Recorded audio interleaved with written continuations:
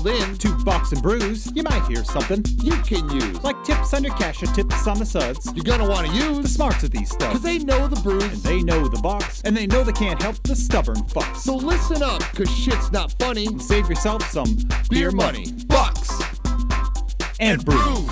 Bucks and Bucks and brews. brews. Bucks and Brews. Welcome back to Bucks and Brews, Nick. David. I think we had a great episode last week. What do you think? Yeah, I enjoyed it. So it's, I don't know. It's fun to learn somebody that's older, right? And the struggles that they go through is just as normal as everybody else. Yeah, I mean, he's an old fuck. So hopefully you guys enjoyed that episode. As always, like, subscribe, share, tell your friends, tell your family. We appreciate you guys listening to us. David, what are you drinking, my friend? I am drinking a sparkling fuck ice strawberry fruit punch. Oh, there you go. What do you have, my friend? I have a Red Bull Zero. So, It's not a sugar-free Red Bull. I mean, it does have no sugar, but it's a Red Bull Zero. different. Very different. I want to address this because Bucks and Brews is going to change a little bit for, I'd say, the foreseeable future. We probably won't be drinking much. Yeah. You're trying to lose weight, and the only way I seem to cope with my depression and anxiety lately, is if I'm drinking. Yeah. So that's an unhealthy way to deal with my anxiety and depression. So I'm pulling back on that and trying to find better ways. Yeah. And you want to lose some weight. And this is where you guys come in. We need you as guests to hold us up as Bucks and Brews. I mean, we're still brewing drinks, but yeah, say if you want to help us help you, stick with us. We will get back to drinking. I mean, we're still drinking, just random times and very special occasions. And I mean, I'll probably have one for the baseball episode, which we need to set a date for that. so yeah, that long out. Yeah, I mean, I'll pre-plan for that type of stuff. Yeah. but- Yeah. It's just one of these things where, we kind of want to set a good example for the people in our lives. well, I don't know about that. You might want to. Well, I want to. I just You want to be around for a Wanna. while. Nah, I don't care about that. I want you around a little while. I just, I want to be able to. I want to be able to at least see my kid for a second, and he's due any day now. So yeah, we're going to be a little pulling back on the drinking on Bucks and Brews, but what hopefully we will not be pulling back on is the financial advice. The great content that we offer you live every night. Oh, I mean, at least once a week. Wait, I mean, whatever the hell we feel like it. Yeah, about 45-ish times a year.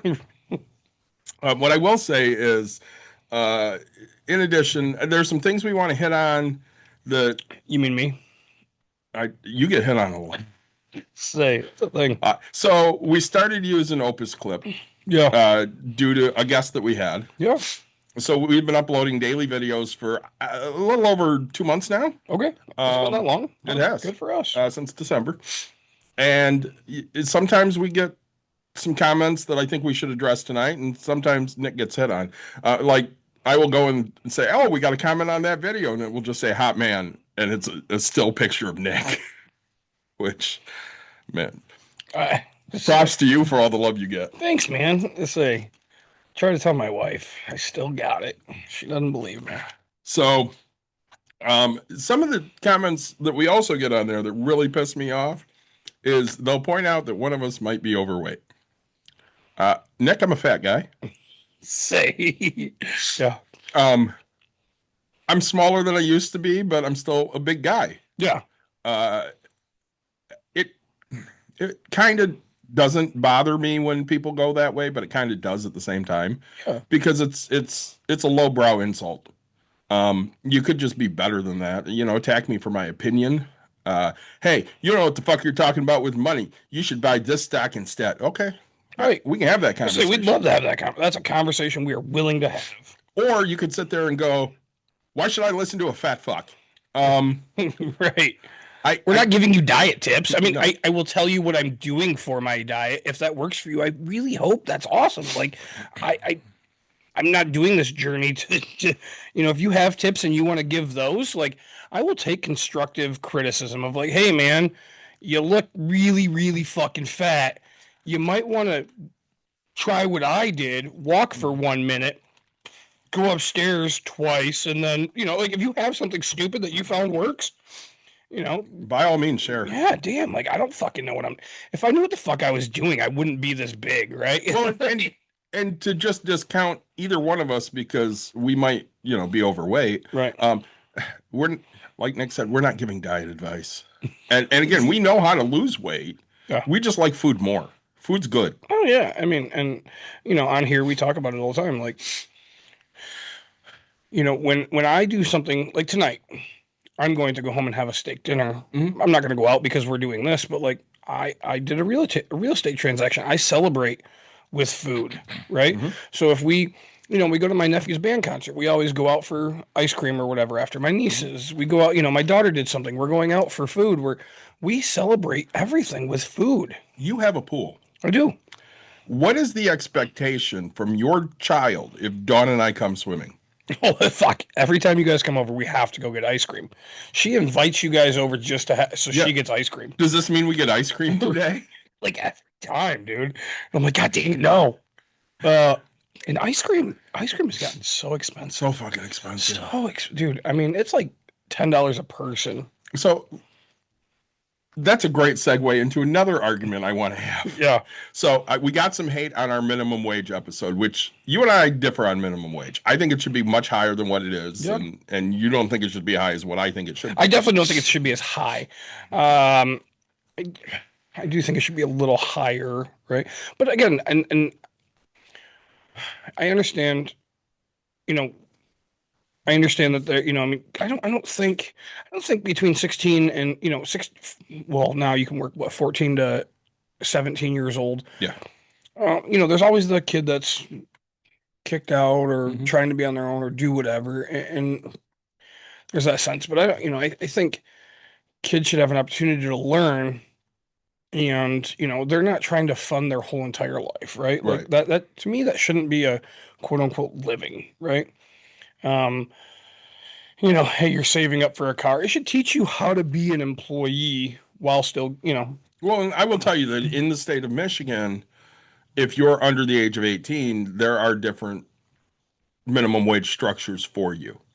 Like for the first 90 days, don't quote me on these numbers. I'm just going to make some shit up. Yeah. Okay. So like for the first 90 days, you could pay a training salary of say $4.25 an hour to a 15 or 16-year-old. Yep. Okay. Now, I don't necessarily disagree with that because again, if it's your first job and you don't know what the fuck you're doing, you kind of got to learn your way around. And if if you're 14 or 15 or 16 years old for 90 days, sometimes you take your lumps. Right. Now, I'm not saying I advocate for that long term. No. And that's not something we would do as a business because I wouldn't want to have somebody come in here and say, I'm just paying you $4. Fuck you. Right. I mean, we started a decent salary here and we do that because, we want our employees to care. Yeah, but you guys go through like a training session and things like that. And but they get paid $15 an hour for their training. Right. Like you come in and work for 4 hours so you can see if this is something you want to do, and we're going to pay you $15 an hour to do it. You're $60 into there, right there. Right. And the person could not show up again. You guys don't really have as big of turnover as other places. We don't. Most people, they figure out within those 4 hours, hey, this is something I can physically do and I enjoy doing, or they figure out, my body can't handle this. I'm not doing this shit. Right. So, and I mean, that's fine either way. We know that the hate comments are going to come. We understand it. We knew what we were getting ourselves into before we put ourselves out there more. We've been doing this 5 years. Yeah. We decided, hey, let's quote unquote take it more serious, right? Let's try to get more involved with you guys, try to get ourselves out there. And we knew what we knew what most backlash was going to be, right? The tonight's topic, like I know I'm a landlord. It is a topic that you and I, right, like we disagree on, right? Like this is what I do. I don't think that all of them are bad. I think and the funny thing is like, I'm the shit landlord in the fact of like, I will tell you there's shitty landlords. There's shitty people. Like the guy that bought one of my buildings, right? Like I will tell you he's a shit person for doing what he did. I don't feel good about it. But on the other hand, like again, we were talking earlier kind of about this and how we're going to bring it back up. Look, I was getting $850 a door, right? because I have too big of a heart or doing whatever. And, like the person that had called me out, says, oh, Nick he's not a good landlord. I found one of his rentals. It's 25% above market value in the area, 50% above the state average, and 75% above fair market value. And I was like, dude. So, it's funny because what I did was I ended up going on the line. I went online and I was like, all right, average rent in Michigan, it's like $1,400. And I was like, okay, so this house is above that, right? So like, yes, okay, but 1,400 to 50 or to 1,750, I think is what I have it listed for, is not 50% more, right? I mean, when that's average rent. That's of all places, right? You're comparing a studio to a 5-bedroom house or whatever, right. You have so many comparisons, and I don't know if that even takes into account shit that you can rent on Airbnb. Oh, I doubt it. You don't think so? I doubt it. I mean, I'm not talking necessarily the vacation rental, but like a long-term, well, because 2 or 3 month thing. Well, that'd be short-term rental, and I guess you can do short-terms on Airbnb or mid-term, excuse me, right. Not short-term. Short-term is less than 30 days. Mid-term is a few months, and then long-term, right? My business changes all the time. Well, trying to keep up with all the damn words. I'm just throwing that shit out there. Right. You could factor some of those things in as well. Yeah. Okay, sure. And it's funny because, you know what? I do have a place that's available right now. I am asking $1,750 for a standalone house in Wyoming that is, by my choice, fully renovated, all the way done. Right. Would you sell it? Would I sell it? Yeah. Would I? I mean, everything's for sale, but would I? I don't want to. It's in my area. I like the area. It's what I want to be. I don't want to. Would I? Yes, everything's for sale. Well, because one of the arguments was, well, you're charging way too much for rent, and that takes a possible house away from a would-be homeowner. Sure. And I mean, I get that argument, but at the same time, it's expensive. And I want to pivot back for just a minute. Sure. So we talked about minimum wage, and I got into an argument with this fucking guy. Yeah. Because I said, his answer was, well, prices don't vary that much across the board. And I was like, they absolutely fucking do. If you live in Wyoming State, for example, you have a different cost of living than if you live in Michigan. And I laid out for him the difference. And of course, I said, these are the differences. And I did buying a house, renting, electric bill, gasoline bill, natural gas. I think I did something else. Sure. It doesn't matter. And the only time that Wyoming had a higher cost was on buying a home. Yep. And I had this talk with Dawn yesterday and with you earlier today. I think one of the reasons for that is if you're buying a home in Wyoming, you're not, for the most part, getting a lot like you would get here. I don't have acres of land here. I have a lot. Right. It fits my house and a little bit of grass.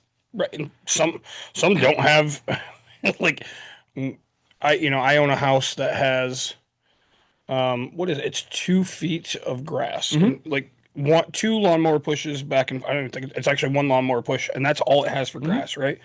I think we showed Caitlin that house over there on Vito. Yeah. Right? Like, because I was like, man, this is perfect. Her, she don't have to do any landscaping. I just quickly Googled, right? A gallon of milk in Michigan is between $3 and $4. This is granted according to Google, and I will confirm that's about the right price. A gallon of milk in California is between $4 and $5.50, right? So much more expensive. Right. So could it be? Yes, but prices, we know that prices all over are different prices everywhere. I will tell you, right? Do you know how much tenderloin is currently? I don't. In Michigan? I don't. It's $30 a pound, right? So for filet, for the people that, it's $30 a pound, right? Every once in a while, you can find it on sale, and people are gonna be like, "Oh, you can get it cheap." Yes, I did find it the other day for $19.99 a pound or $20 a pound. When I was in South Dakota, I got a 14-ounce filet cooked for me for $9. Right? Meat is so much cheaper in the Dakotas, right? Mm-hmm. Things are so much cheaper in different areas of the United States. for our foreign people that are listening, most people don't leave the United States and travel to other countries. A lot of that has to do with because of how large the United States actually is, right? In Europe, you can actually drive all around Europe in less than a day. You can take a train anywhere in Europe. Yep. Whereas the United States, it takes from Michigan to Nevada, which is 3/4. That takes 36 hours. Now I'm going to do New York to drive straight through. If you were to drive straight through. Now I'm going to do New York to California. I think it's a full 2 days. Well, and while you do that, one of the things this guy kept saying was stores don't sit there and say, well, because you live in a place where they make less money, we're going to charge less for something there. So I did this. I compared 4 items at a grocery store in Wyoming to 4 items at a grocery store here. So I have a 16-ounce bag of cod. I don't eat fish. Me neither. In Wyoming, it's $10 for those 16 ounces. In Michigan, it's $12. Mm-hmm. I did shrimp. My daughter loves shrimp. I don't eat shrimp. Yeah. 16 ounces of shrimp in Wyoming, $10. Michigan, $14.39. So it's $4.39 more. 16 ounce of 93.7 grass-fed ground beef. I eat 93.7 for the most part because I want it to be a lesser fat quality. Sure. Wyoming, $10.50 a pound. Michigan, $11.69. 16 ounces of Barilla spaghetti noodles in Wyoming, $2.09, in Michigan, $2.29. We're spending 20 more cents. Yeah. Now, there were some things I found that were less in Wyoming. What? Tangent time. Hey, Trebs, how you doing, brother? Tangent time. This is going to be great. Okay. You mentioned Barilla spaghetti noodles. Okay. Did you know that Barilla has their own playlist? I did not. Yep. So a music playlist. Is it all like Italian songs? They are. Okay. And so depending on the noodle that you're cooking, you play a song, and that's how long you boil the noodle for. Oh, shit. Yeah, it's the coolest. Like, to me, it was the coolest fact that I had found out in such a long time. That's pretty cool. So, when the moon hits your eye like a big piece of pie, that's amore. And so right. Yeah, and then you right when it's done, you're done with the noodle. It's what Trip said. It's like, get the fuck out. Trips, you should know this. Google this. Yeah, he's Italian. Yeah, you should know. Say, so if you want to do cavatappi, it'll tell you, hey, this, and has a playlist. That's so fun tangent time. That's amazing. Good job, them. Yeah. So I did look up some other things, and some were more in Michigan. Sure. Or some were less in Michigan than they were in Wyoming. Like Rao's pasta sauce was more in Wyoming than it is here. Sure. I don't necessarily know why, but again, I had. I mean, tomatoes are not traveling as far, right? Maybe. Sure. Well, and I had this argument with this guy, and I just at one point said, "You're just being obtuse to the argument," and he just kept coming back with, "No, you proved that everything you say is bullshit because you had some that were higher and some that were lower. No, I had 6 things in Michigan that are higher and 1 thing in Wyoming that was higher." Yeah. And so on that average, right? Trip says, just make your own sauce. Say, come on. No, but all over, right? Prices are so different. And, sure, we're comparing countries, but I mean, people drive in from Canada just to get gas in the US because of how much cheaper it is, right? And, when you go to New York, right? In Michigan, I can get a bottle of beer for $50 or for $1. In New York, I think the cheapest you're going to find is like $3, right? When I go to the bars out there, they're $12. I will never go to a bar here that charges $12 for a beer. I mean, it'd have to be a pretty special fucking beer. Right. Well, let's say our fancy stuff, but I'm saying if we can pair Bud Light to Bud Light, right? But it just, prices are higher and people don't want to realize that, every place has to have a different section or, a different price on their stuff. Well, and as you kind of segued in, the one video we're getting a lot of hate on is the landlord one. Yeah. Where basically we talk about not all landlords are bad. Yeah. And again, people need affordable housing. Yeah. Somebody has to own that. Now, I'm not for any of the private equity owning that because I think that's fucking horrible. I don't want a big conglomerate to own that. But a private landlord that, owns, let's say, 20 buildings. Sure. I don't typically have a problem with them unless they're just shitty human beings that rent gouge their people. You know what I mean? Now, I've said it before. I think for the most part, you're a pretty good landlord. Yeah. I think you're fair. You're not somebody that's going to raise rents every year. And most places you see, their rents raise every year. Yeah. Which, I mean, and you know what? That's a me failure. I think rents should be raised every year. Yeah. Right.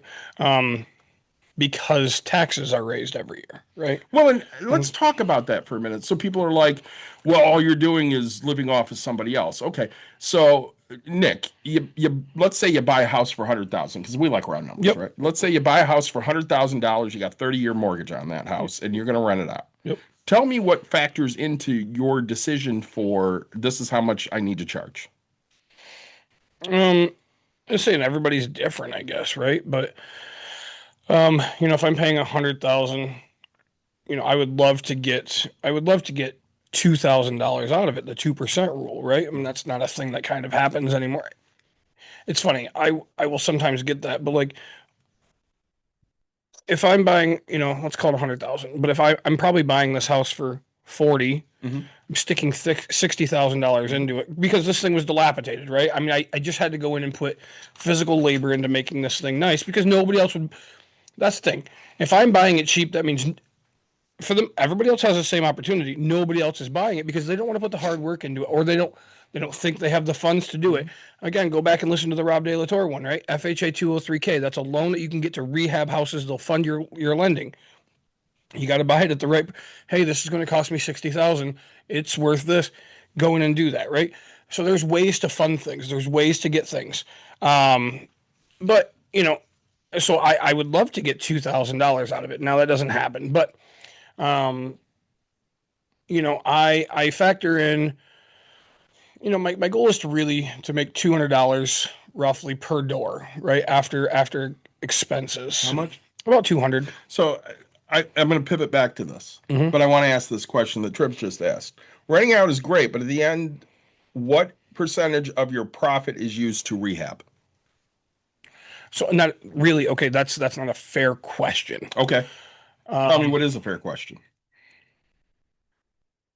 I don't know if the word's fair, but like it's a loaded question. Okay. So and the tenant turnover that I'm gonna have on this one. Actually, what the funny thing is one of the windows is broken. I'm not gonna charge. Here's the thing: I'm not gonna charge them, right? Like they're like, hey, it was stuck and it fell and whatever. Could I charge them for that glass? Yes. I'm not going to, right? They didn't tell me about it. It's just a crack in it, but I have to replace that. They've never lied to me before. But this place is clean. Now, we'll go back to my one of the other ones, right, that I just recently had. I was a single dad who was going through everything. I gave him a shot. He paid me 2 months and then didn't pay me for 7 months, right? That's how long court took. Yeah. So, mind you, I've made $0 for this 7 months. When I got the property back, I had to trash it out, which that cost me $1,500. Like throwing all of his stuff away, doing whatever. I think we put $13,000 or $17,000. I could look it up, but $13,000 or $17,000 worth of repairs within a 9-month period, right? Because he destroyed my place. He tried selling my fucking refrigerator on Facebook. Who showed up to buy it again? Me, can't say. Yeah. Like I called the guy and I was like, please don't sell. I'll just give you the $50 that you're asking for my own refrigerator because otherwise I'm taking him to court to try to get whatever. And I'm like, even though he owes me at this time, I was charging him, I don't even know. I don't remember. Let's call it $1,000 or something. And so he owes me like $7,000. I think my judgment's for like 92 something.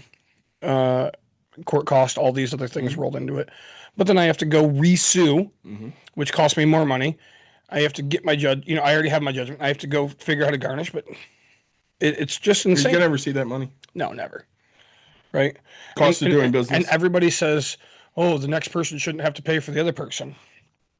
Well, if everybody was good, we wouldn't have this problem, right? Like, but yeah, so one turnover is going to be one thing. One turnover is going to be, crap ton more. So everything just depends on how much I'm putting into rehab and things like that. Well, and other costs that you have, as you said, taxes go up every year. Yeah. Insurance typically goes up yearly. Oh, yeah, absolutely. And you have to have insurance, and you suggest they have it or you require it? I don't require it. I should. Because my insurance covers my property, which is everything, the walls and the ceiling and the electrical and this and that, right? But it doesn't cover his furniture, his anything. It just covers my stuff. So what happens if, you got to replace a roof? Who pays for that? That's me. Furnace, me. Yeah. What happens if the water heater goes up? Me. Right. I don't want to say 50-50, but like, if a sink or a toilet has a leak or something like that, that's usually me, right? As long as it's not damaged by the tenant, things like that, right? So I mean, if you can clearly see that the tenant damaged it, then that's them. But, I guess for Tribs, he said end of the lease. Again, it's all dependent on how the tenant left it. Let's say they left it good. Then it doesn't cost me too. I can either physically go clean it or I can hire a cleaner, right? A cleaner is going to cost me like $250, right? To go clean the entire place if it's left to me the way it's supposed to be, and then I'm sitting without a tenant for however long. I have to market it. I have to do all the other stuff to it. Everything is dependent. Now, in the meantime of downtime, I'm having to plow, shovel snow, do something like that. I have to cut the grass. I'm maintaining that. I have the utilities in my name at this point, right? So I have electric and gas until I fill this unit. So it's costing me money above paying my my own thing. Well, I understand the landlord hate. We got a lot of landlord hate. There are a lot of shitty ones out there. Yeah. And I will argue that you're one of the better landlords because I know you were friends and I know what you provide and expect. Yeah. I don't think it's anything crazy. I remember living in a 2-bedroom apartment back in 2002, the beginning of 2003. I was spending $825 a month, and it was less than 1,000 square feet. I mean, it was a tiny ass place. Yep. And we didn't get anything for that. We got trash paid for because they had trash bins. That's it. We paid for everything else. We paid extra because we had a washer and dryer in the unit. Yep. We paid extra because we had cats. They only knew we had 2. I had 4. They only thought we had 2. Right. But I paid more for all that stuff, and it was a good place to live. I got no complaints about where we were. I got no complaints about the management. But at the same time, I thought in 2002, $825 for a 2-bedroom was a lot. Yeah. Now, I understand people are pissed because they see landlords as living off of somebody, but let me ask you something, Nick. If you didn't exist, how many people do you know wouldn't have a place to live? A bunch.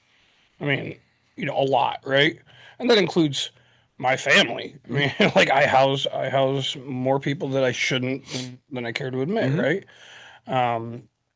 And so, I look at it as, hey, I'm offering, I try to offer a good quality product for a fair price, right? Mm-hmm. And the one that's, being questioned, I know that there's somebody up the road that's getting $1,900. I'm at $1,750. I get that it's still higher than what could be, but out of all my properties, I just sold one today, right? But I had 2 that were at least that close to fair market value, right? I'm never going to be the top person. I don't want to be the top. I want people to come want my property for a good price, right? I mean, there's no difference than Menards selling, Menards actually might have changed. It's been a while, but Menards used to sell Doritos for $2 a bag, right? Even when Family Fare and Meijer had them for $3.50, and I think they're up now higher. But Menards is really cheap. Beefaroni, right? I used to get beefaroni at Menards because it was, Love you, Tribs. to say, take care. It was just cheaper, but like I want to offer the same product as somebody else has, but for a better price, right? Right. And what it does is it allows me to take the best qualified candidate and get them in. Well, we talked about one of our former players today. Yeah. And I sent her a message on Teams after you and I got off the phone. Yeah. I'm like, I just want you to know, I just talked about you and somebody's proud of you. And she's like, well, who? And I said, well, Nick and I were talking. And he said, hey, I can rent you this place for this number. Yeah. He goes, and she came back to me and she goes, it's still about $150 more than I can afford. Yeah. He goes, and that's great. I'm glad she knows her money well enough to say, that's out of my price range. I'm uncomfortable paying that. I can't do it. Right. And she goes, I'd really like to move to that place, but for me, it's just too much for me to be able to pay. I said, yeah. And knowing that that's where you're at, that's great. That's huge. And Nick's not mad about it. Like, he's thrilled that you're paying attention and you're looking at your money. Yeah. I mean, I know she's going to be one of those that will eventually move out, right? Mm-hmm. She's not going to be a lifer, which is sad for me because I just want the same time forever, right? But it's great that she's financially focused on herself and saying, hey, I just don't want to stress myself. Well, if you had a house come up that you think she'd be perfect for. Yeah, I'd offer it again. Yeah. Well, not even necessarily to rent, maybe to buy. Yeah. Hey, kid, I got this house here. I've done that with many of tenants. Yeah. Right. Hey. So it's not like you're sitting there going, well, I'm just going to make you rent for me forever. Right. Which is a lot of where that hate came from, too. Well, they just want lifetime renters. Yeah, I mean, ideally, that would be great. But at the same time, you want people to better themselves. Right. Well, and,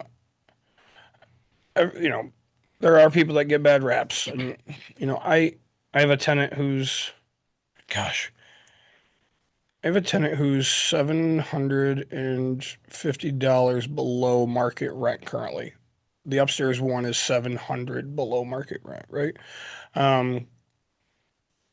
So I'm losing $1,450 every month because I'm a chicken shit and don't want to raise rents. And granted, I know the one can afford it. I know what he does for a living, but that's not the point, right? I will have to raise his because, I'm covering grass over there. And so that's going up this year. My tax bill over there keeps going up, which is getting frustrating. Yeah. Water bills are going up. Georgetown, like things keep going up. And at some point, I'd be losing money. Can we tangent time for a minute? Yeah, absolutely. So we got tagged in a video today on TikTok. Yeah, that was awesome. Your buddy Jeff, who listens to us pretty much regularly, quite frequently. Yeah. He stopped at a gas station. Was it in Allendale? Was it? I think so. And he bought a Kitty Wampus because he listened to the episode where we talked to Soda Joe. Yeah.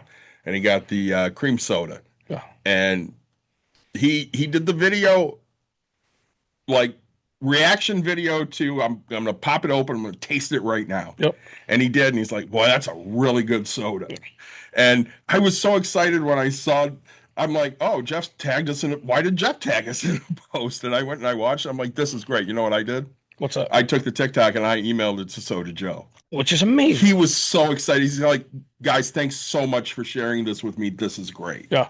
And I mean, we do this show specifically because we want to help people. Yep. Now, we brought somebody that never had Kitty Wampus soda to Kitty Wampus soda, and he tried it, and he's like, wow, that tastes really good. I've gotten several people to try it because of that episode. We talked about it in one of the episodes. My daughter and I were making candles. They happened to have Kitty Wampus soda. I ended up buying 8 of them. Mm-hmm. I gave 4 of them away to, other people making candles and doing whatever. And my daughter had some for home. I gave my wife some. But, you and I text each other, hey, I just bought some Kitty Wampus soda. Hey, I found it here. And we are, because we had him on, we're now marketing for free for him. Mm-hmm. Granted, he not for free. He brought us samples. One of each soda that he had. And have you bought it since he was on? Yeah, absolutely. I have as well. I bought it as well. And I have friends that have bought it. Yeah, we text each other and try to Facebook post and things like that. We went to House Rules not long after he was on. Yeah. And I had Christy and Emily both come, and I bought them each a Kitty Wampus soda to try. Mm-hmm. So I mean, it gets out there. I want people to try things I'm excited about. I'm excited about that. That's a good soda. Yeah, it's great soda. And he's a great guy. He is a great guy. I don't drink a lot of sugared drinks, but every once in a while, Yep. I'm going to treat myself Treat yourself. to a kitty wampus. Yeah.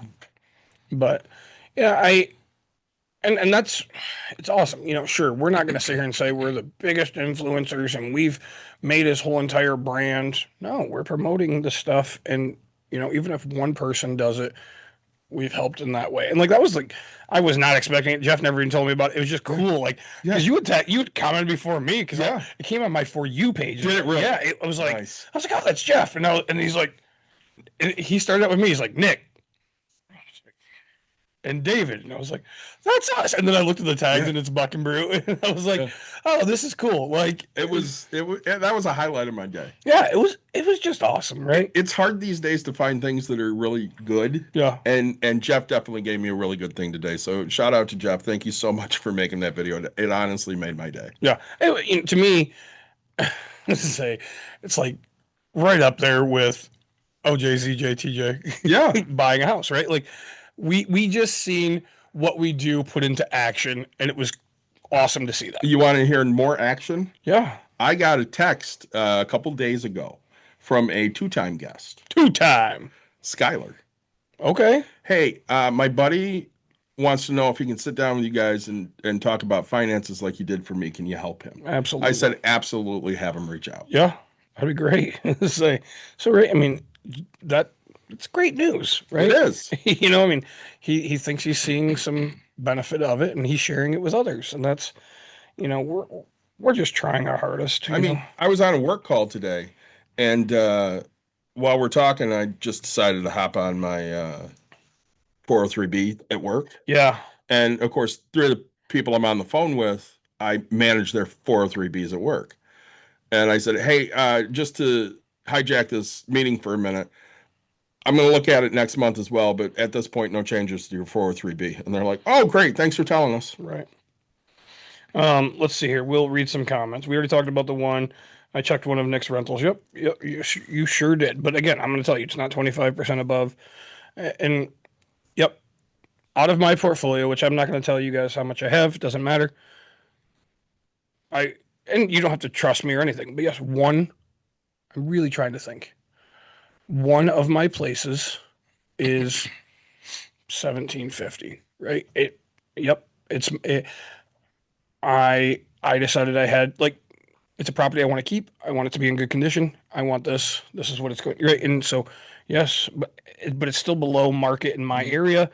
Apparently it is higher than the state average, which, okay. Because rentals are really only about local stuff.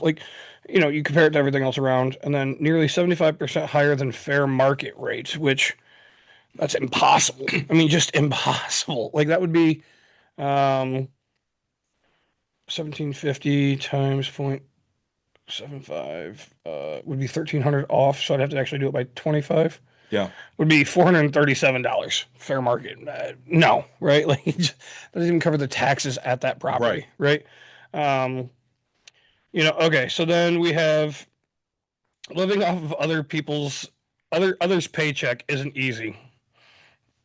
Sarcasm there. Right. Let's see here. I've never met or hear of good landlords. Feel free to prove me wrong. Look, what's your definition of a good landlord? There are people who just instantly say, hey, but, what I find to be a good landlord is somebody that addresses the issues within your home within a timely manner, keeps you into your place and offers you a stable place to live, right?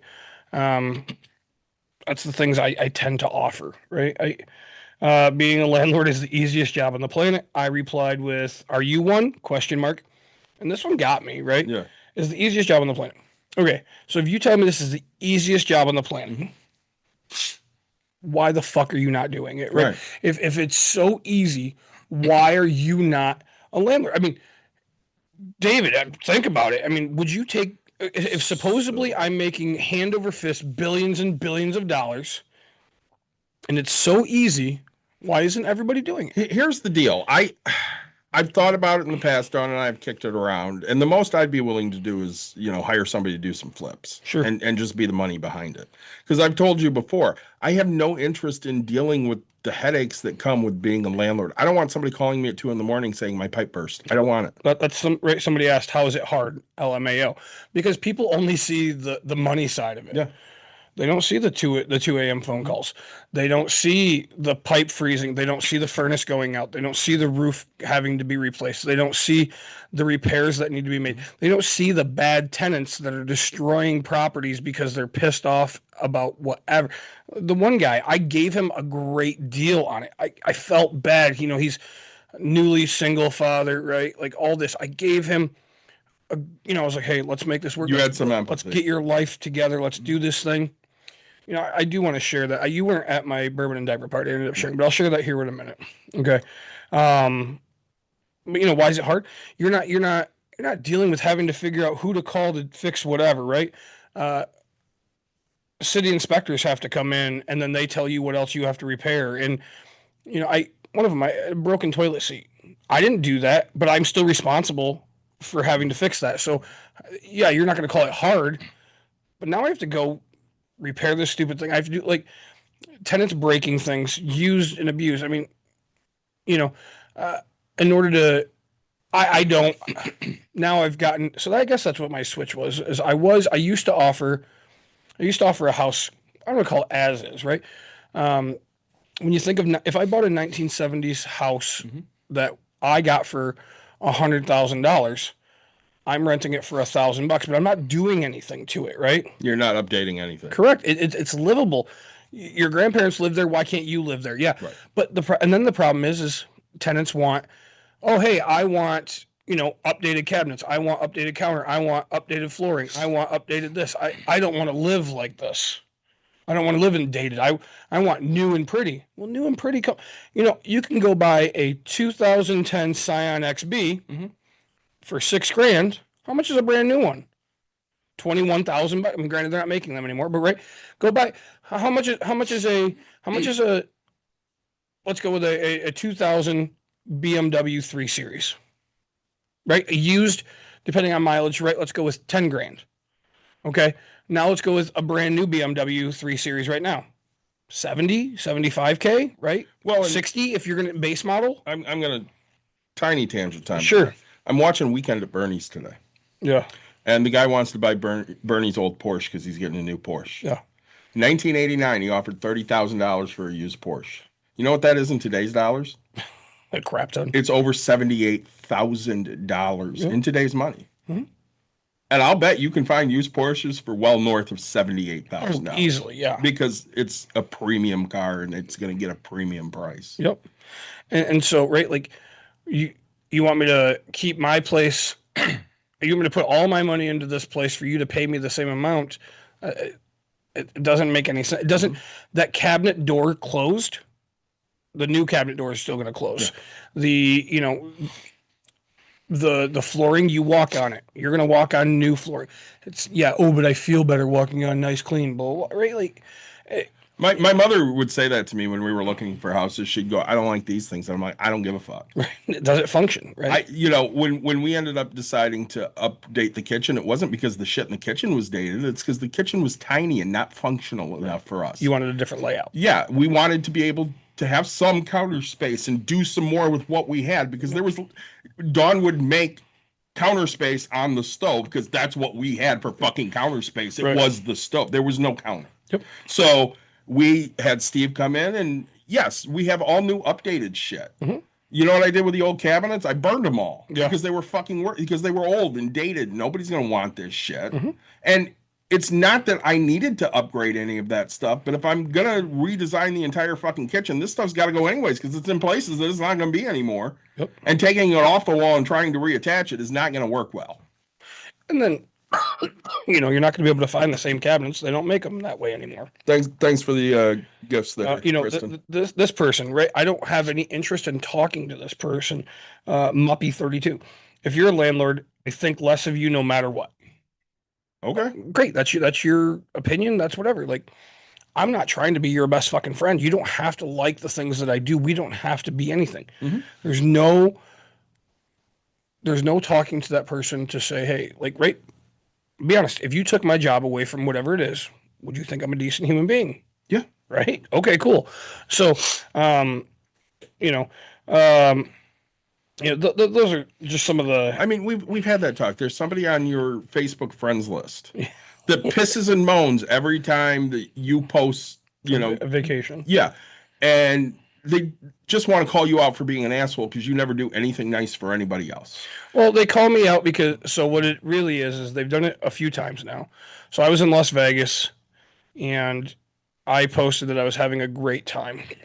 And, he goes, you're over here spending money. And all I can ever think about is when you posted the eviction, you posted the people in that eviction and, you're a horrible fucking person.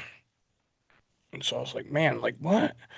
Like those people were running drugs out of the house. Mm-hmm. They broke, when I tell you they broke every window, I'm not like every window. That's so for a normal person that doesn't have a connection like me. So if you were to call Windows by Anderson, because that's who most people are going to call or whoever they're going to use, that's a $30,000 fucking job. Yeah. Right. For every window I think it was 23 windows in this big old house.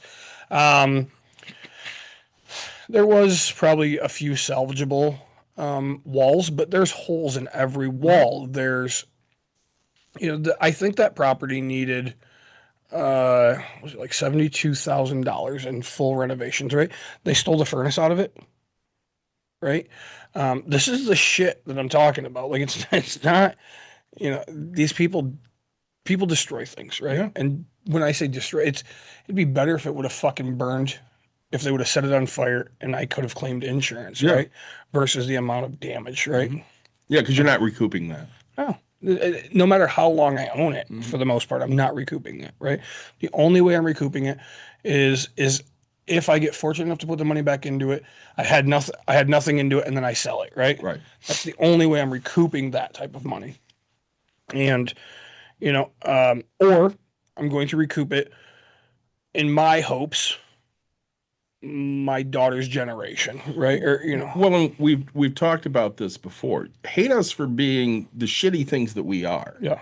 Don't make up shit to hate us for. Well, and so my comeback in Las Vegas was right. So I was like, the funny, and I do appreciate everybody that came to my back, which was, it's not something that's really happened before. Oh man, I see the tireless hours that Nick does. I see this. My wife was pissed. Yeah. Like she was fucking furious. It really was, but I was like, look, because I told him, I was like, what about I went and bought Uncrustables because I know that most people don't understand, but like I was feeling poor because like Las Vegas makes me feel poor. Mm-hmm. It really does. It's kind of weird because you go to McDonald's there and everything's like double the price, right? It's not. Vegas prices are crazy, right? When you're on the Strip, I mean.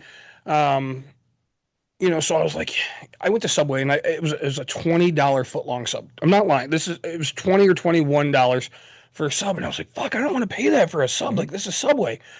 So I go into the CVS that's right there and I get some Uncrustables and I ate 2 of them. And I was like, man, Las Vegas is filled with homeless people. So I was like, hey, you want a fucking Uncrustable? You want an Uncrustable? I'm not going to take them into the casino. I'm going to go blow money. But, here. And so I handed out fucking the rest of my Uncrustables, right? I bought a case of water. The guy was like, hey, can I get one of those? Yeah, sure. Like, I don't care, right? Like, it's these types of things because, Las Vegas water is fine, but it's not Michigan water on the tap. So I drink bottled water a lot when I'm out there. And, I don't even remember what else I did nice during that. And I was like, these are just in the fucking 2 days I had been here at this time. These are the good deeds I've done so far. So you kind of turned that into a series, which I love. I did. I kind of like, and so, I was thinking about going on vacation or something. I was like, man, all right, I guess I'm going to go on vacation. I better list all my stuff I've done good. And so I just say, hey, this is in honor of Andy so that way I can go on vacation and not get, bitched at for spending my own hard-earned money. Right. Granted, for those that don't think that I hard earn my money. Yeah. I just started listing off all good deeds that I've done, right? I'm just like, here, this is what I've done in the past X amount of weeks. And then I did it again. It's like, here, these are the, and it's usually a list of like seven. I try to do one thing a day, but it's like, hey, this is a list of at least one thing I've done a week to impact somebody else's life, right? Like, I don't know. I mean, I I don't like to brag about the things that I do, right? I mean, most of us don't. well, there's a lot of people that need that clout. There are people chase, that do want some kind of brownie points for, hey, I went and did this one nice thing. But No. people that are actually charitable don't necessarily need that. Right. And so, I figured, hey, if I share it out there, maybe I won't get that hate anymore, right? So here, for those that don't know, here I am a decent human being. I am the person that I try to tell people to be. I try to be, I try to take care of my fellow man without giving them millions of dollars, right? You were going to tell a story about at the beer and diaper party. Yeah, so let me pull that up. Because I had to miss that because I had to work. And of course, we all know that if I start drinking, I'm not working. Right. So you and I went out to breakfast before your bourbon and diaper party. And I worked that day while my wife went to your wife's baby shower. Yeah. So this is a tenant, and I've never received anything like this in 15 years that I've been doing this. Mm-hmm. I wanted to tell you I really appreciate what you've done for me. I was severely depressed and thought about taking my own life. My body and mind giving up. I never talked to anyone about it, just kept playing my part and doing okay. I pushed everyone away and was hoping one day I wouldn't wake up. For the past couple of years, I'm a lot better. I'm a lot better and finally started to talk to someone. I'm not even close to financially getting out of the hole I put myself in. But over the next year, I should be a ton closer. Thank you so much for allowing me to change myself and to be better. Right. And that was sent to me. And that, again, that's one of my people that's $700 below market rent. Right. Yeah. So the 7 haters that just whatever, I just look at it as I officially have that fuck you. I have made an impact. You say landlords are this. I've officially made that fucking impact on the one person that I needed to, right? 15 years it took me to get that thank you, right? We talked about it. The hardest thing. So I want to go back to one of my complexes I sold. We talked about it. I was charging $850. Sure, when I bought it, they were all at $583 average. Okay. Well, I bought it for an amount of money and the numbers, but it took me 5 years to finally get everybody up to $850, which I was still probably losing money. And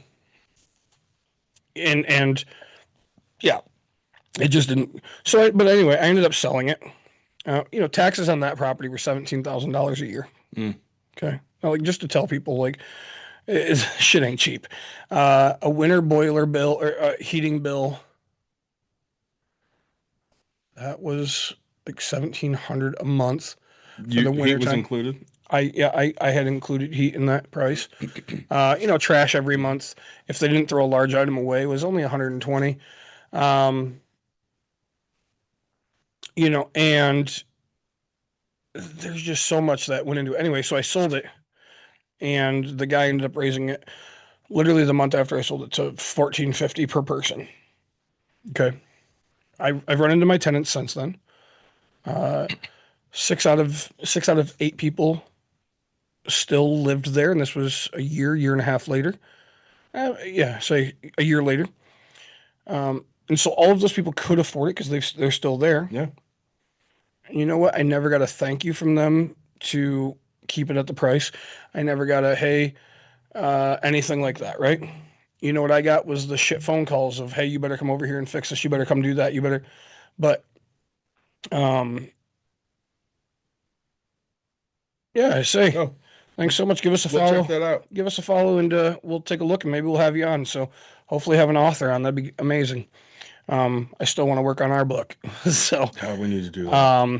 Yeah, that was a goal last year, right? So if you guys want to know, I don't meet all my goals. I set them, but I don't achieve them all the time.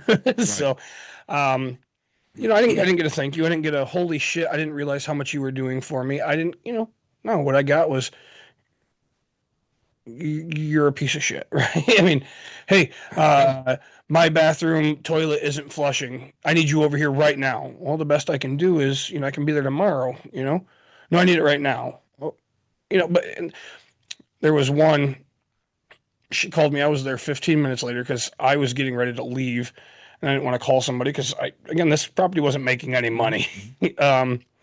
And so I, my thought was it was going to make me money over the long period of time. Once it paid off, it would be there and I'd be fine. But I just kept funneling it from my other stuff. And you shouldn't rob Peter to pay Paul, right? We have to do the puzzle piece. Oh yeah. And David's fucking horrible at this. I got it on the second try. Fuck you. But so I was funneling, and I didn't want to raise rents because most of the tenants had been there for a while, things like that. I didn't want to. I didn't know what their income was. I knew they were hard workers because they were, but I never asked, hey, can you afford this type? It's not, and sure, it's not. It wasn't for me to assume. So, I try to think of it and say, man, that $600 increase in a month is just, he had to do it because he had to afford to pay his bills, but that's a huge hit to somebody. 600. How do you expect somebody to just come up with that kind of money? I mean, I wouldn't be able to if I was in my renting stage. Oh gosh, dude. Sure, for a little bit I can come up with it, but I don't know. I mean, I wouldn't. A monthly $600 increase would be hard. Yeah, hard to come by for 90% of people, right? Well, and it's not the same, but I'm going to pivot back to something we talked about with Osborne last week. Yeah. You coached with me. He watched me coach for years, and there was always that question in my mind of could I take a good team and make them better? Oh. Because I always took bad teams and made them at least somewhat respectable. Sure. But it was taking kids that didn't know how to play and teaching them at least what they're supposed to do. And again, we still got our ass kicked a lot. Yep. And there were people that would say, well, he's a shitty coach because his team sucks. And Osborne would always put those people in their place. And until I got to Coopersville, I didn't deep down know, can I be a difference maker on a good team? Sure. And I learned that at Coopersville. Nick, did it change anything in my life or how I impacted any kid? Did it really do anything for me? No, it didn't. I was still the same coach I was for years. I just had that validation now that, hey, I am actually good at this because I made good kids better. Yep. And that's great. But the things that I look back, it was great to win back-to-back district titles. Mm-hmm. It was really great. Letters I got from kids that I coached that told me what an impact I made on their lives. That's what made me want to coach. And I got more of those letters from the Godwin kids than I ever got from anyone else. Yeah. I had Jessica stand up in a class, a Kellogg'sville kid that I didn't coach in high school, and talk about how I was her inspiration to be a better leader. Yeah. Those were things that you can't put money on that. You can't sit there and say, well, maybe I knew I had an impact. They told me. Mm-hmm. I went and I got a tattoo with 5 of them on my fucking arm because they meant a lot to me. Mm-hmm. Well, you look at what we coached, right? Yeah. And we had a coach that helped us. That was all he wanted to do was win. In fall ball. That's all he wanted to do. With 9-year-olds. Right. That's all he cared about was winning. Did you ever give a shit? Not at all. You and I still had the same great night, and we'd come out and talk about our positives, right? And what happened our first playoff game? We won. Right? Didn't win the entire year till that game. Right. So we almost won another one. Yeah. We were 2 points. We were 2 points behind the best team in the league. Yeah. Through the and yeah, it just coming out so you're going, this is great, right? But watching the girls start making plays, watching them start doing the things they're supposed to do. That's so when you say, hey, can I make greatness better? I'm a 2-time state championship coach, right? You can tell me, you can tell me the first one was that he came in with great kids, right? Oh, sure. Everybody can say that. Then next year I go, we destroy our region. We qualify first in state. Then we get to the finals, and sure, then we go out. But I don't have the same kids at that point. And then I turn around and I win it with my girls, right? With, again, not the same thing from the time before. Like, I know I can take you and make you better, right? I personally only care about you that you improve as a human, and to watch the improvements that you have from where you started to where you are, right? Well, and you coached Caitlin for a little while. Yeah. Because we needed somebody to work with her. Yeah. And when you started working with her, she was about 100 average. Yeah. And you probably got her up to, I don't know, about 110. Sure. And she took the huge jump with Tim. Yep. Because he was just better at explaining things the way Caitlin needed it explained. Yeah. Like he didn't break down a bowling shot like you would. Right. He was, I need you to go do this. And nobody else was going to teach her. Like, you wanted her to understand why you're making this shot. Yep. Tim didn't give a shit whether she understood or not. Just go do this. Yep. And that's what she needed. And that's it. There's some kids that need to learn that, right? And gosh, I was in my 20s at this time. Yeah, right? you had never really coached. It was because Caitlin started bowling when, in 2012 at Godwin. Sure. So you were what, 24?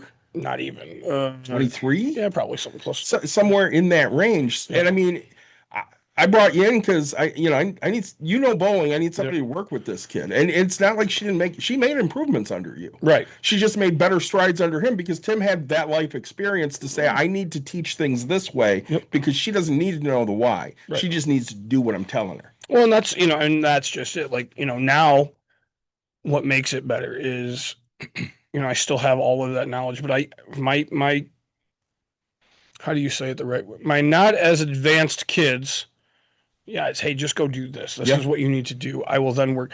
But I have kids that are so knowledgeable. I mean, I have one whose brother has won. He took second in a PBA. Like, he comes from a bowling family. He just, the kid understands.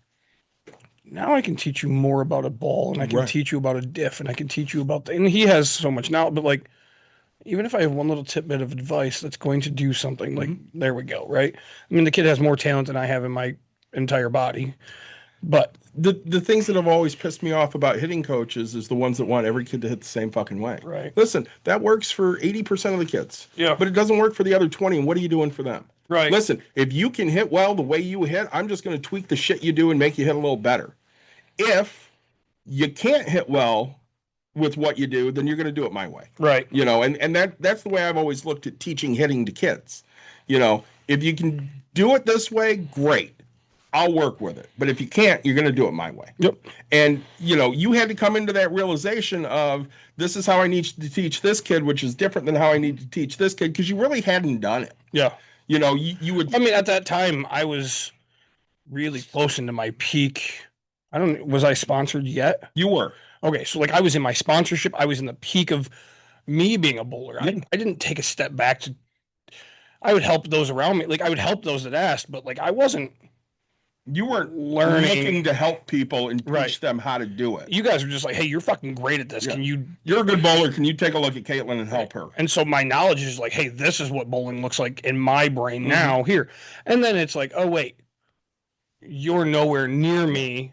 And my brain didn't understand that because the people I hung around with, they all knew how to do it. They had that same mind. Right. And so now we're talking about there's so much difference of like, hey, this, like the access, this, and we're getting into these details where, yeah, you're right. I mean, Tim's just this ball, this lane, that. Yeah. Okay. Hit this marker. Yep. And so it's like, all right, I just did it the other day. I walked down, there was a parent from my daughter's school there, and we've talked a few times, and his kids are into bowling, and so they were down there bowling. And I was coaching, and I took a step, and I was like, hey, you want to come say hey? Oh, yeah, just practicing. And he's asking some questions. And I told the one kid, I was like, hey, if you want to get any better or whatever, right? I was like, move the bowling ball to the outside. And he's like, oh, okay. And literally the next shot, he keeps it here. And I was like, well, he's like, what can I do? And I was like, well, you can hold him accountable for the things that he's told that's going to make him better. I was like, yes, he's going to throw 1 million shots. And because of that, he will then become good. if he wants to become great, you have to practice the correct way because, right, when you're doing this, you're always going to do this. And yes, if you can repeat that and then figure it out over time, you will slowly grow. But if you do it right, your growth becomes so much faster, right? Well, and one of the questions out there, I know we're on a long tangent here, but how did the Japan softball team get to be better than the U.S. softball team? It's repetition. Right. They would get done at games and they would go stand in hotels in Japan and they would swing 100 times in the mirror watching themselves swing so that they could have the same swing over and over again. They're training their body. Yep. You have to do it over and over again the right way before your body just knows how to do it. Yep.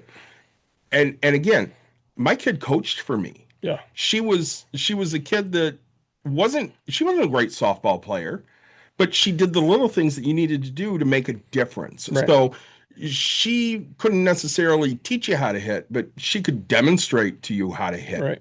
So I can break down how to do it and have her show you how to do it. And it's going to look perfect every time because her swing is the same every fucking time. Yep. Because she did it over and over and over again until it was just muscle memory for her and she didn't have to think. That's what I do for seven. I mean, I make my kids hate it. I make them do 7s and 10s every day.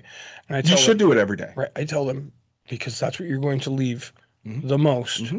And I want you to be able to walk up there confidently going, I've picked this up 1,000,000 times. Here's 1,000,001 and not have to worry about it, right? I mean, splits are going to happen, things like that. And we teach you how to try for those, but my expectation isn't that you're hitting those, very often.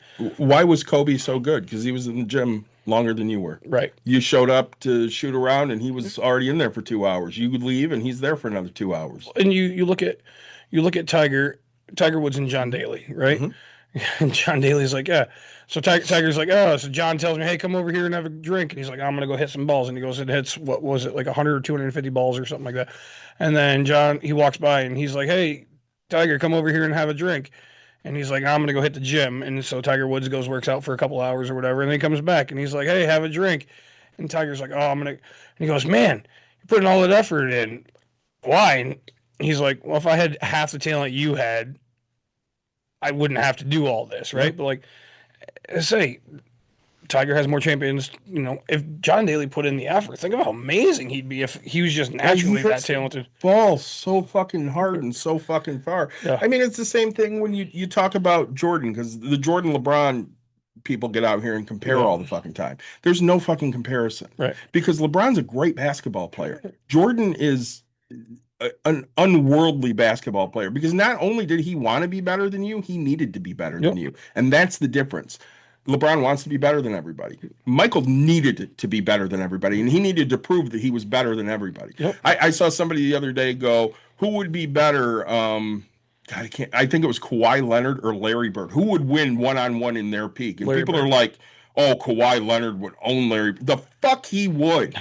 Larry Bird would sit there and say, I'm going to do this. Why'd you put a white boy on me? You're not showing me any respect. By the way, I'm going to dribble it twice that way. I'm going to pull up left-handed and I'm going to swish. And then he'd do it. Yeah. And that was the crazy, like watching some of the Larry Bird things. It's like, wow, that was a cocky white boy. And again, basketball was different, just like football was different then. I watched the first 10 minutes on a video of the 85 Bears and how rules changed after the 85 Bears. Because they literally went in to punish you. They wanted to break your quarterback. That was the fucking goal. I watched highlights of Butkus, and Butkus's goal was to beat the shit out of everybody he played against. There was a running back for the Dolphins. I don't remember who it was. It might have been Mercury Morris. Doesn't matter. He got hit by Butkus, and Butkus helped him up. And he looks at him and goes, hey, pal, you doing all right? And he's like, yeah, Dick, I'm good. He goes, great. You're in our huddle. You need to go that way. He goes, he hit me so fucking hard. I didn't know where the fuck I was. Yeah, that's how it was played back then. You can't do that anymore. They don't let you do that. And for right or wrong, for right. Because a lot of head injuries. And there's hopefully less now. I mean, the NFL still doesn't really give a shit. But when you look at it, it's like, okay, you have to sometimes change the way things are done. Michael drove the lane. They beat the shit out of him. LeBron falls down and they call a foul. Right. It's just different now. You can't compare legends from then to legends to now. You look at it with baseballs. They want more home runs, so they juice up the ball. They bring in fences. Babe Ruth, Willie Mays, Hank Aaron, they didn't have that. No, gosh, right? But the thing is right, because our bodies are growing so much faster and things, right? Forever, the athletes that are coming up will always be better than the athletes that we originally seen, right? Records will always be broken, and that's the whole point. It's supposed to happen. It's the physicality that they have now, right? And you learn how to do a workout better, or you train better, or you know, don't get me wrong. Okay, you look at, and you don't follow like World's Strongest Man or anything. You look at Arnold. Arnold was huge. Yeah. Now you look at the World's Strongest Man. They're 10 times bigger. Fucking gigantic. 6 foot. I mean, just and the muscle, like, 8 muscles on top of each other. Right. And don't get me wrong, Arnold looked great, but he looked like Zach Galifianakis compared to, you know, some of these people now. Right. Like, it's like, holy shit. Like, cool, you have one vein in your leg. Now these guys are just 40. And you could see every freaking muscle line and tendon, and you're just like, yeah, but that's going to continue. It's going to continue, and people are going to lift more weight, and things. The world is going to move because people are always going to be better. You could take some of those athletes and put them in today's game, and they would absolutely dominate. Yep. Some of them you could. Football is the one I don't think you could, because you couldn't take a Dick Butkus and have him play today. He'd be kicked out of the league immediately. Oh, yeah, even a Walter Payton as well, because Walter was famous for throwing that forearm into an opponent's face mask. Yeah, 220-pound opponent, right? Yeah. Now you have a 330-pound. Yeah. Right? Like, you know what I'm saying? Like, it is way different. It is, and you know, basketball, you can probably get away with some of that because they've really toned down the defensive rules. Sure. Baseball, you can get away with that because, again, baseball's transferable. If you have a good glove, if you can run fast and you're smart, I mean, you can make a career. And say we talked about this, but like, name a better player than Shohei Ohtani in history. Can't. It just, he can do everything. He can do everything. The greatest athlete, right? But anyway, so all right, tangent back over to you know, landlord and things like that. Look, I'm not saying I physically bust my ass like a plumber or anything like that, right? I'm not telling you that this is the most physically active job I've ever had. Now, it can be. When I first started, my first 5 years of growth in business, all right, I think in the first 5 years, I probably hired a roof, but I'm a large guy. I don't want to do a roof, but literally, I mean, I was mowing all my lawns. I was doing all of my own repairs. I was doing all my own rehabs. I was doing all of my own stuff. I never had anybody else do things unless I had to have a permit, right? So like if I had to have a permit, sure, then I have to have somebody. But I mean, I was doing all of it. I managed my own properties, do my own stuff. When I tell you 90 to 100 hours a week, I mean, that's what I was working, right? Whether it's trying to find the next property, whether it's trying to just physically, you can, and it's funny because some people just think that it's a landlord that has a property manager, that the landlord's just sitting at home doing that, and that's his way of investing. There are those people. Yeah. But that's not you. No, I still manage my own properties, but don't get me wrong. Like now I hire plumbers to do some things for me. You're a great plumber. Yeah, I hire. Who's my plumber? My plumber. Right. Right. Like, but you know, I hire people that are better at doing better at doing the job. Don't get me wrong. I wouldn't say I could replace a toilet valve. It's not a big deal. But you can go snake a drain. Yeah, I still have the knowledge. And I'm not saying our plumber is any better than what I am at doing that. But you want to ask me? He's better at changing faucets out than me. Mm-hmm. He's better at he's better at knowing what parts to grab to go get them replaced, because my ass makes 3 runs to Home Depot. Mm-hmm. His ass makes 1 run to Home Depot. Well, he did our dishwasher install. Yeah. We had to get a new dishwasher. Yeah. You're like, hey, call Keith. Yep. And he came over. Now, it took him 2 days to do it. Yeah. Because when he was doing it the first day, one of her cats passed away. Oh. And he didn't want to be there. Yeah. And you can't blame him, because literally I called Dawn on the phone and I'm sobbing because they called me 20 minutes after I left the hospital going, we're sorry, she passed. Yeah. So, I mean, I was inconsolable, and Keith's like, you know what? I'd rather do this another day. You guys need to just be together. Yeah. But, look, I know landlords that bust their ass 24/7. Right. We had Brooke on. Yeah. She's still working in her business, right? Mhm. I mean, I don't know. It's like saying uh,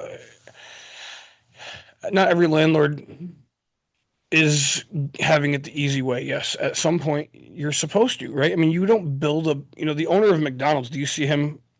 There's probably one that is cooking fries or whatever, right?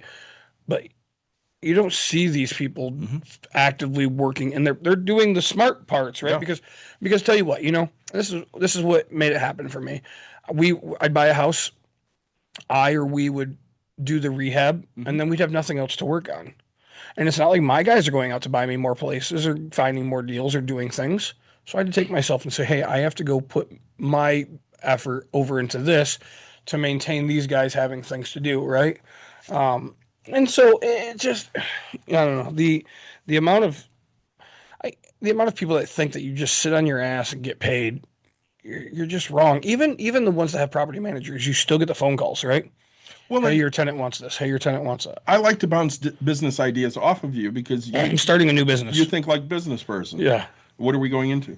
Uncle Nick's daycare. Oh, nice. It's a summer daycare. Okay. It's going to be like summer school. Are you going to watch your new niece? My new niece. Yeah, because Chloe's your sister. Oh, that's right. She's having a girl. No, it's only going to be for like. You have to be able to wipe your own butt. She's not here yet, so yes, but so yeah, we're gonna go to the museum.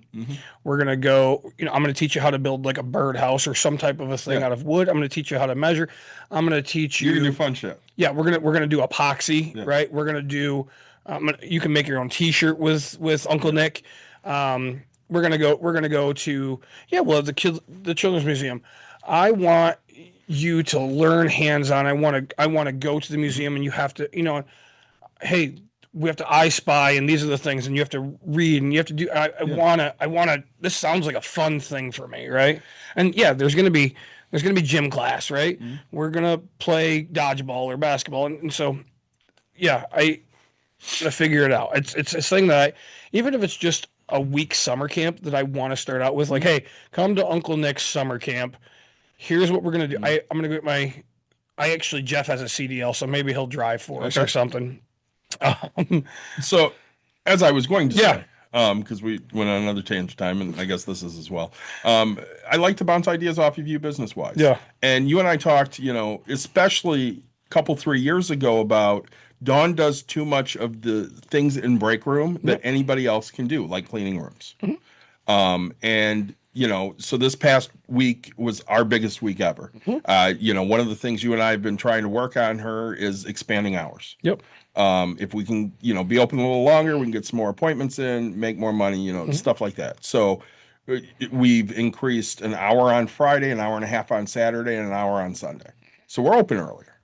So this was the first weekend we ever went over 100 appointments in a weekend. The most we've ever had is 96. Congrats. We did 118. Yeah.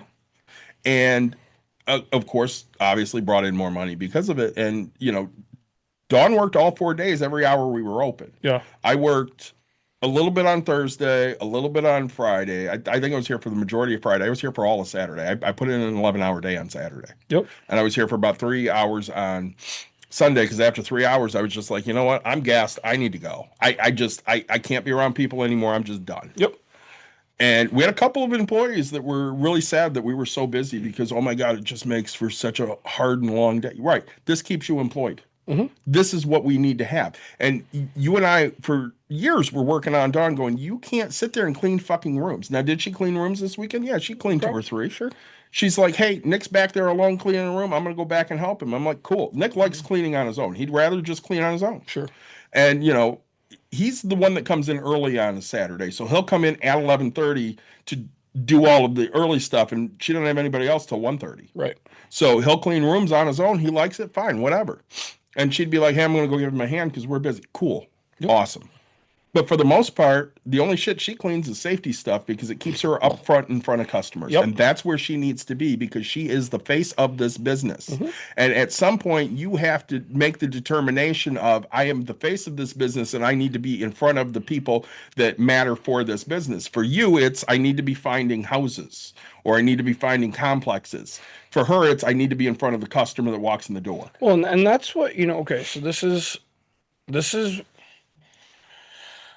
I hope that she's right. I hope everything works out. But you guys know, like, you now have competition coming. Competition's coming. It's official. Yep.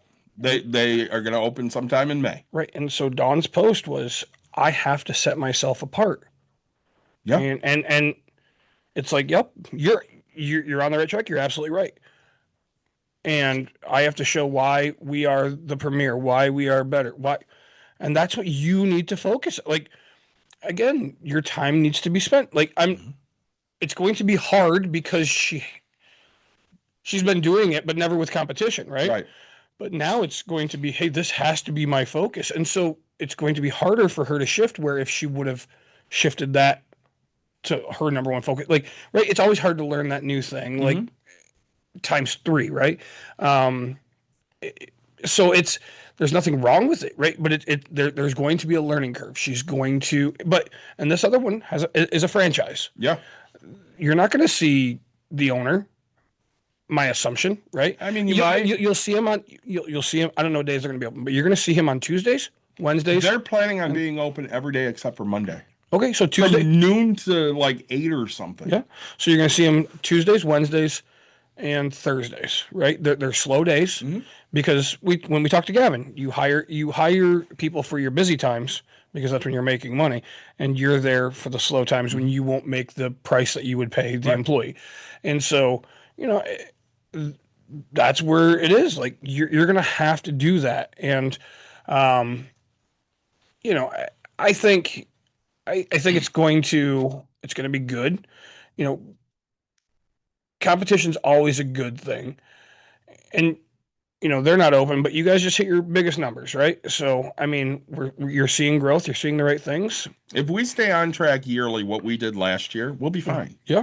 And we just need to keep doing that every year, and we'll be fine. Yep. Now, are we going to lose some people to that place? Sure. We had plenty of people call on Saturday and go, what do you have available today? And we're like, we're sold out. We've been sold out since yesterday. I got nothing for you. Yeah. At that point, they're going to go to the other place. Of course. Okay. That's your option. Well, and that other place is offering a different thing. They have other stuff too. Yeah. They have like 2 things where we have one thing. Yep. So, and so, right. Yeah. People are going to want to do that. Also, they're going to accept younger ages, right? Yeah. Which I think is insane, but again, that's their problem. No, I think, I don't know if it's for both sides. It is. Okay. But yeah. So, right. And maybe it's because they offer it. That's why they can offer the younger age, right? Maybe. You pay more for insurance. So like Dawn has talked to our insurance agent and they're like, yeah, we don't allow that. What they do is they buy some extra rider that they just let it happen. Sure. Okay. If that's how you want to run your business, by all means, run your business however you want. I don't give a shit. Right. And so they, it is a franchise. So they have the rules. They've done this. They have a proven concept, or hopefully that's going to say this, right? So now it's, how can we take ours and make it the better type? Well, and we're able to do things that you can't do in a franchise. Yep. So, I mean, they're probably not going to have a feelings board like what we have, and that excites our customers. Right. When Christy's done a lot of research, so it looks like most of the stuff they go to like Dollar Tree and buy up plates and cups and shit. We have a lot of variety in glass because we work with so many places. Right. It doesn't look like they ever have bottles. Okay, well, if you're not going to have bottles, I mean, that's an entire package of ours is bottles, and that's the cheap package. Yep. And again, when people call here, they'll go, hey, I want to book an appointment. All right, what session do you want? Well, we don't really know. I always steer them. Dawn always steers them towards the cheapest package. Yeah. Listen, this is the bottles package. This is what we'll give you. If you really want variety, go with the mixed glass. That's the second cheapest package. And if you really feel like you need an electronic, just add one off the floor. Yep. But don't buy an electronic package because you don't know if that's anything you'll actually like. Because again, they think it's going to be like TV. They see, somebody hit a TV and it explodes. Shatters. Yeah. What happens when you hit a TV, Nick? Oomph. Yeah, it does nothing. I mean, and nowadays TVs are, like 3 inches wide. Yep. It's not going to blow up. Yep. It's not going to give you what you need. Whereas if you take a bottle and you launch it at the wall, it could explode. It could fly right back. For me, it flies right back. And, but yeah, no. So again, it's Dawn works very hard in her business. Mhm. And if you were to maintain this 116, We did 118. 118 appointments. If you were to maintain that, the human body can't physically keep up with that No. for the time. And so I hope that you get to that point where you're constantly just sold out and you have to hire somebody to do the little things. Well, and we know there's going to be ebbs and flows in this. You're not going to be as busy in the summer because nobody wants to be inside in the summer in Michigan. Because Nick, how bad has our winter been? Oh, horrible. It's Horrible. Just going outside hurts because it's always like 8 degrees. Yeah, I mean, we got down to what, -23, I think. Yeah, like it was. It was such a hard and long winter. People are like, well, maybe the reason you guys were so busy, even though it was we're always busy on Valentine's Day weekend, is because it was the first decent weekend we had, and people are like, fuck it, I got to go out and do something. Yeah. And again, you don't necessarily want to be outside when it's 40 degrees. This is bowling weather right now. Right. Yeah. You want to do an activity that, you can leave the house to go do because it's not shitty out and you don't have to worry about the roads. Yep. Would we have sold? Yeah, we probably would have still sold out because it's Valentine's weekend and we had a lot of dates. Yeah. But it helped that it was weather decent enough weather that we didn't have people calling and going, I Cancel. can't get there. Yeah, cancel. Because we've had that all winter long, whereas they have to cancel because they can't make it. Yep. And again, I always go back to Ron Swanson. Why half-ass two things when you can whole-ass one? It's one, baby. So the place that's opening, they're going to offer 2 or 3 different things. Yep. We offer one thing. We are great at it. Yeah. And that's what we market to. And are there people that don't like us? Sure. Do conservative MAGAs hate us? Yeah, they don't like us. I don't give a fuck. Well, that's just it, right? Like, I mean, you knew going in what you took the thing is, but I think, I really think Dawn should listen to the book, Start With Why, right? Mm-hmm. Especially right now, because her why of the stance that you guys are taking, she's taking, I think it's really going to help refocus this business to say why you were. Dawn has always said, right? We are an entertainment, but we are a healing, right? Or whatever, We're here for your mental health. right? Where that place is entertainment, right? You are there to be entertained. Here you get to come and have a whole different experience, right? It's not just, hey, your cattle go through, right? And sure, some of your reviews would say that you treat people a little like cattle, right? And so it makes it hard, but that's something, again, you have to work on that, right? You have to, and so I think that's why it would help her focus. Hey, well, and I want, you talked about it. She has to be up front to be the person. So she needs to work on her why needs to be, why am I doing this? Why am I here? And that needs to come across to these people that say, hey, why are you showing up to my place? Well, and we had some people specifically, we had this one couple that came in and she told me at the end, she goes, listen, I came in because I saw the post about ice. Yeah. And that's why I decided to come in, because if they're that loud about it, I want to go support a business like that. Yeah. We had several. You have people that won't support because of that. Yeah, and that's fine. That's not our demographic. Those aren't the people. We don't need everybody to come here. We need the right people to come here. That's what you're looking for. You're looking for your customers. Yep. Not everybody is going to buy Kitty Wampus soda and love it. Right.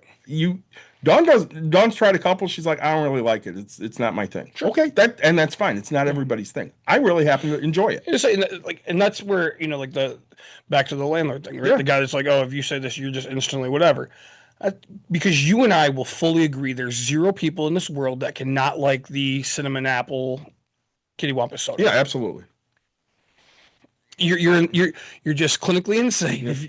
But I think it's great. There's going to be people who are like, I don't like pumpkin pie. Yeah. Or apple pie, or I don't like apple pie. Yeah. I don't like apple pie, and I still love it. But look, if you tell me, hey, you know what? I tried it. It's not for me. Hey, I'm glad you tried it. Right? Like, I hope that you find something that you enjoy, and I hope that you share that experience with us. Right? We have people that come in here and point blank go, I don't want to do this. So you should sell Kitty Wampus soda here. We should. Yeah. And Dawn will always say, well, just give it a try. Yeah. If you don't like it and it's not for you, that's cool. Yep. But just give it a try. And probably 75% of the people that this isn't for them find out that it really is for them. Yeah. Now, it's fun. I've done this a few times. Is this the highlight of my life? No. right? It is a fun activity for me to do. I've never tried it in an emotional state to make it that like epiphany that I need, right? Mm-hmm. This is a great experience. It's fun. It's fun for you. Axe throwing. The first time I did it was awesome. And then I realized how good I was very quickly. Mm-hmm. And I was like, yeah, I'd rather play darts. Right? Right. Like, but this doesn't give me the rush that bowling used to, right? There's something for everybody. Mm-hmm. Will I still come here and still do this? Yeah, it's a great date night. If people want to come, you're not going to go, no, I'm not doing that. Right. I still show up with a group of guys and say, did I tell you we lost our gift card? Really? Yeah. None of the 3 coaches have any idea which one of the 3 of us own it. We have them. Oh, do you? You say because they're all in email. So if we can figure out who bought them, which you probably can, I do know, yeah, we can look them up. Okay, perfect. Yeah, so because I want to bring my coaches. Yeah, we can definitely look that up for you. But I'm sitting here just going, huh? All right, this is because we tell everybody when they come in and buy a gift card, you're going to get an email. Yeah. So if they ever lose it, yeah, and as long as we know who bought it for you, which I'm sure you do, yeah, we can look it up and see what the numbers are. Yeah, I'll have to figure out. So yeah, that's not an issue whatsoever. Yeah, and I told him, I was like, "Oh, we'll figure it out." I was like, "Worst case scenario, I'll pay for it." I don't, but no. So it's just, and people. It's funny because the amount of people, like the amount of people that think that Dawn just doesn't do anything. Right, she just works a couple days a week. She works 4 days a week. Yeah, you're missing the backside. I will tell you that 90. Okay, if you're a non-landlord or don't know anybody that is a landlord, besides your landlord, right? Mm-hmm. If you don't know a person that's in the business, you are going to assume that they literally do nothing. You don't get to hear this day to day, right? Of mowing lawns and doing like again the phone calls and yielding things and going to show the property and how hard is that? And I'm an emotional being, right? The hardest thing is deciding which person. Granted, the government has said it. First qualified candidate gets it, but hey, I'm offering this, but this person needs it as well. Like it's that type of stuff, man. Like just to try to figure out. Stop eating so much. Oh my God. Fuck off, Andrew. Say, hey, remember the first part of this episode when we talked about that? That's very much constructive criticism, Andrew. Thank you so much. I'm sorry that every time we bang your mom, she makes us a sandwich, but the only reason we bang her, it's mom. Say, Andrew's a tool. That's the shit that annoys me. But back to other things. So like one of so glad I caught that. Yeah, seriously. So like one of the staff members was upset that we were so busy on Sunday because they put in such a hard day on Saturday. And the first words out of Dawn's mouth. Yeah. Do you know what time I was up working this morning? Mm-hmm. Well, no, what time? And Dawn goes, I was at storage before 8 a.m. Yeah. She goes, I'll be here till 5. Yeah, but I don't want to hear about how tired you are because, again, I'm putting in more hours than you. You work less here. But you can't compare an owner's work ethic to an employee's work ethic. No, but at the same time, just don't sit there and complain about the fact that, we're so busy. Yeah, I mean, you want to complain about it, but don't sit there and write down how you're, so upset that you don't get to sit on your ass for a while. Right.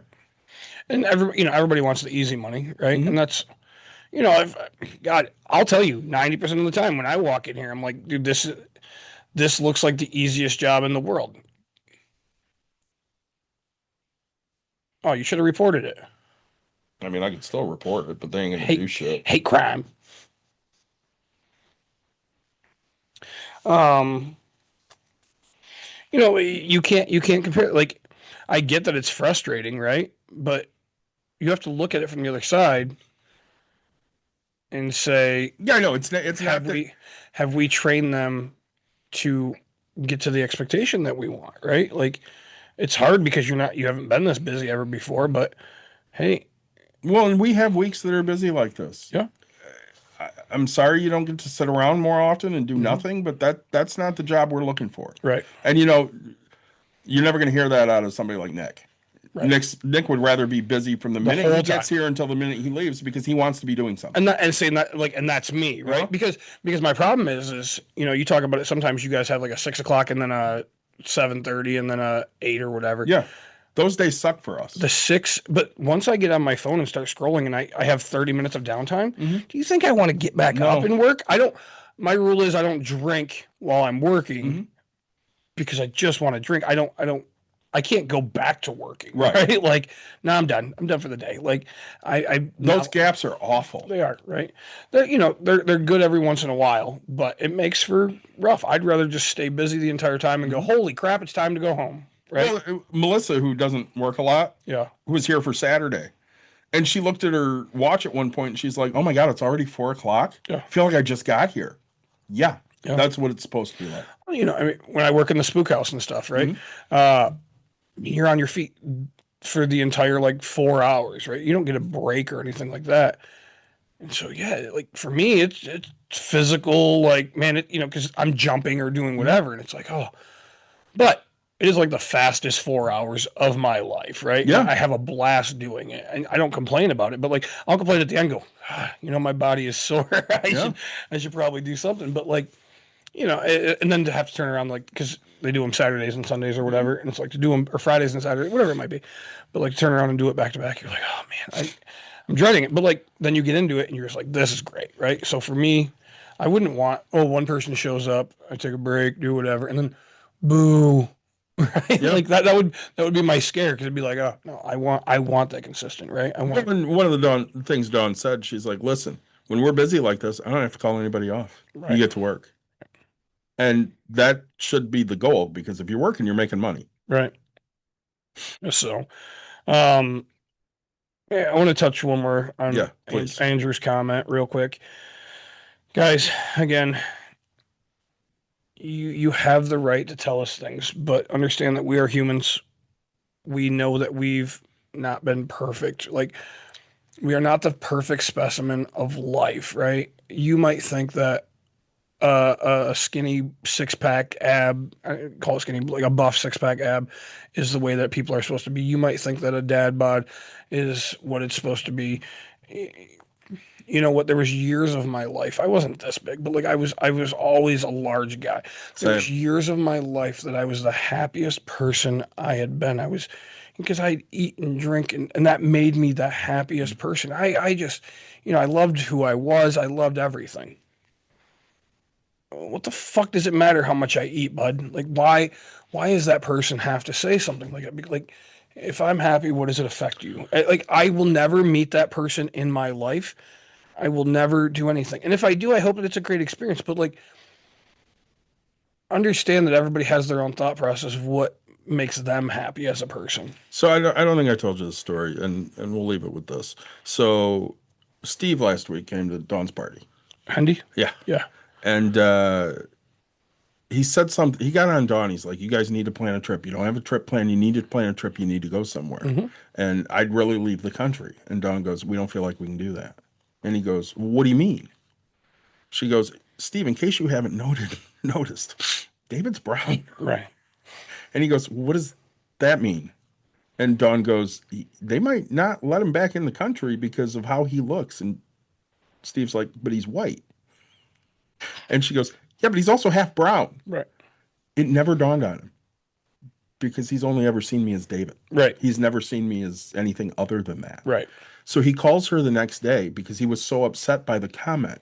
And he was crying on the phone with her because why would anybody judge me off of that? But again, we just had an asshole hop on here and go, you guys are fat. Yeah. People do shitty things. They're just shitty. Mm-hmm. And they're going to say shitty things about us and other people. And I don't judge people on how they look. If you're overweight, if you're too skinny, if, you got a third arm growing out of your ear, whatever the fuck. I don't judge them on how they look, because they don't have any real control over that. Right. Judge how you treat me and how you treat others. If you are a shitty human being, I judge on that. Yep. If you put people down for no fucking reason, like Andrew here, yep. I judge on that. Andrew's a douchebag. Fuck Andrew. I'm sure there are perfectly good people that have Andrew's name. Mm-hmm. If I was them, I'd find Andrew and kick his ass. again, you're doing that shit to try and make you feel better about yourself or try to get a reaction out of us. I'd probably try and get a reaction out of us. Congrats, you did it. Yeah. But at the same time, it doesn't show you as a good person. Do you ever judge somebody because they're poor? No. Do you ever judge somebody because they're rich? No. I mean, you do a little bit with like Bezos, and you judge not The because ultra rich. not because of the money they have, but what they do with their money. What they do with their money, correct? Restriction from the audience, really. Yeah, fuck off. Yeah, it's because I said what I said about Andrew. Well, and Andrew can still fuck off. But no, you can be rich and still be a good human being. Yeah. Bezos' ex-wife is a great example. She's giving away billions of dollars. Yep. That's great. It doesn't necessarily, being rich doesn't necessarily mean you're a good or a bad person. Just like being poor doesn't necessarily mean you're a good or a bad person. Being smart, being stupid, being overweight, being underweight. We've never once made fun of our people that have come on here and asked us to help them financially change their life. No, never. Right? What we do is go, hey, all right, what can we do to help? Right? And it's, I never, sure, if you tell me that you didn't pay something so that way you could go to a vacation instead of paying your debt, I'm going to tell you, hey, I don't think that's the smartest idea. Yeah. I think you could relook at it next time and say, hey, I need to make a better decision. There are financial people that will get on here and scream at you. Yeah. That's not our shtick. We don't scream at you. We try to talk to you rationally and say, these are the things I would do. Yeah. And if you choose to do them, we assume that you're going to have a better life for it. Well, we've had plenty of people get on here and not take our advice. Skyler, he did some of the things we told him to do and then still had no money to show at the end of the year because he didn't do enough of the things because, he was running to McDonald's every day. I don't say you can't run to McDonald's. Right. I'm just saying maybe you shouldn't do it every day. But you look at Skyler, and if we were the year different and he had maintained what he did, he wouldn't have that little bit of money to bail his ass out right now. Right. Like he did a little bit. $5 a week just changed this kid's life because now he's not having to be in debt for it. Now, if he chose to do right, the $5 a week just changed how, and people don't realize it because once you're in debt and you credit card that debt, and then you credit card, and then the car breaks down 2 weeks later, then you're credit carding more. Nope, this kid now has to do that and now only has one credit card debt if his car breaks down in 2 weeks. Well, and here's my question to you. Do you expect he's going to get it right the first time? God, no. The 5th time? No. The 10th time? No. It takes a lot of time of talking and doing to create that habit of this is what I'm going to do. Yeah. I've said it before, we cleared more money, Dawn and I, last year than we ever have. Yeah. I have no money to show for it. Like it's all gone. Yeah. And it's not because I took 18 trips. I didn't take 18. I took a couple trips last year, but they were small trips. Right. I went to Boston for 4 or 5 days. Yep. Even the one we did to Vegas, that was mostly paid for the business because it was a business trip. Yeah.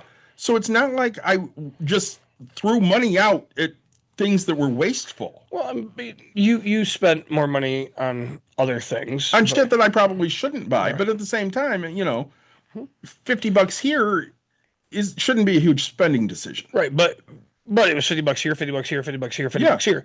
And so, this year you get to look at it and say, because if you look at how much extra you spent, I would challenge you this, right?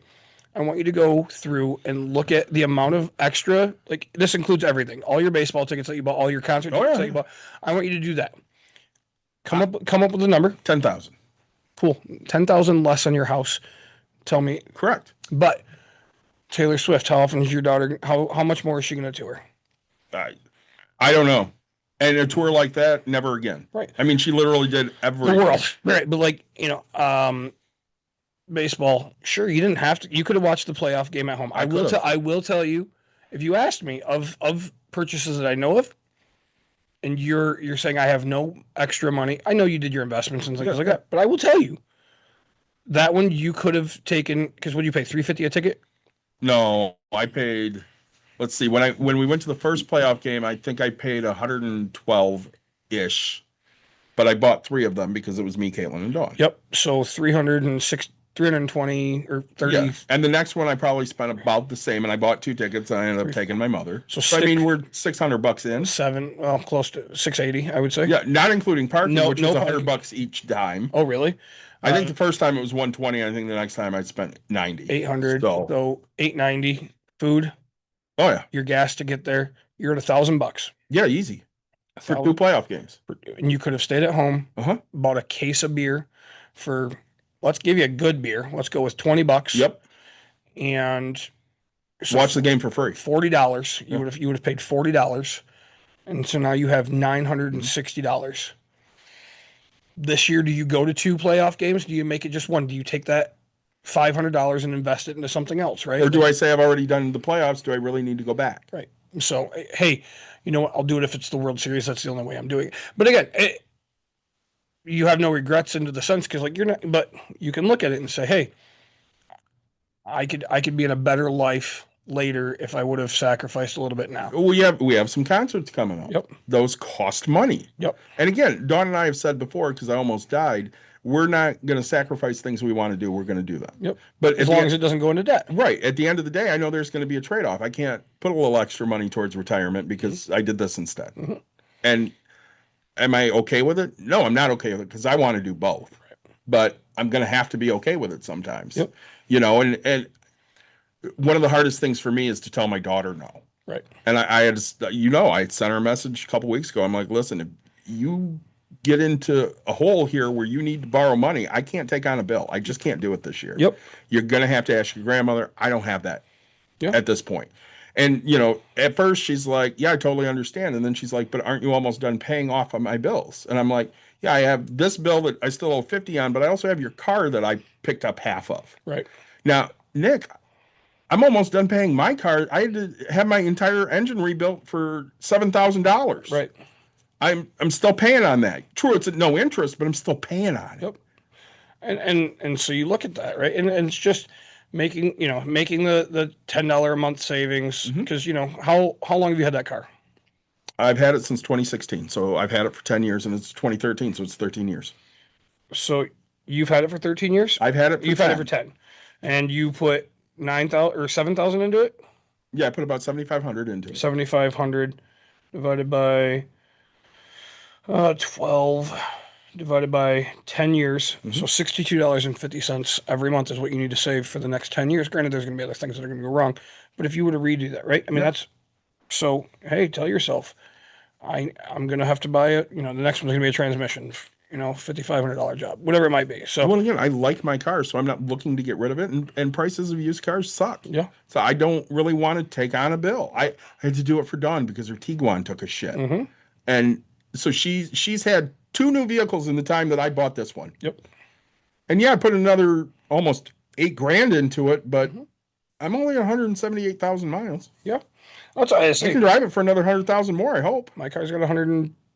I don't even know right now. Probably 130. I bought it with 100,000. The second one, because it was cheaper for me to buy the new car than it was to replace everything on my car. Right. And so it was like, hey, I like this car. This is what I'm going to do.